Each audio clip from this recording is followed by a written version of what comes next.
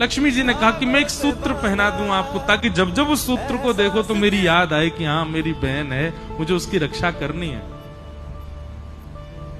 और उसके बदले आप उपहार मुझको दे देना। उस उपहार को जब मैं देखूंगी तो मुझे भी स्मरण आएगा मेरे भाई हैं, मुझे उनकी रक्षा का भाव रखना है। बलि बोले ये बहुत अच्छी बात है, लाओ सूत्र बांधो।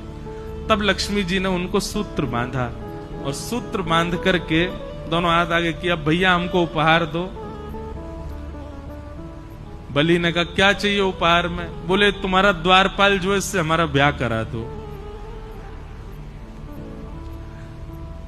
बलि बोले अरे वो द्वारपाल नहीं है, जगत पिता परमात्मा परब्रह्म नारायण साक्षात परमेश्वर हैं।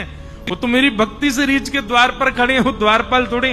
बाहर से ठाकुर जी झांक के देख रहे हैं अंदर क्या चल रहा है, मुझे आज बरी करके ले जाएगी कि नहीं। बेचारे ठाकुर जी वहीं खड़े हैं बलि के यहां।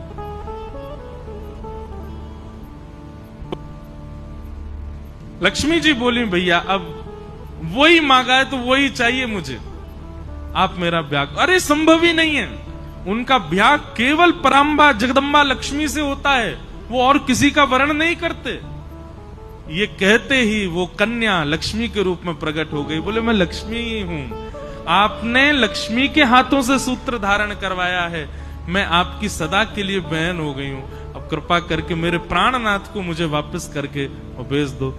तब बलि ने कहा ऐसे नहीं दूंगा, अब विवाह मांगा है तो फिर मेरे ही भवन में आपका विवाह होगा, मेरे सामने।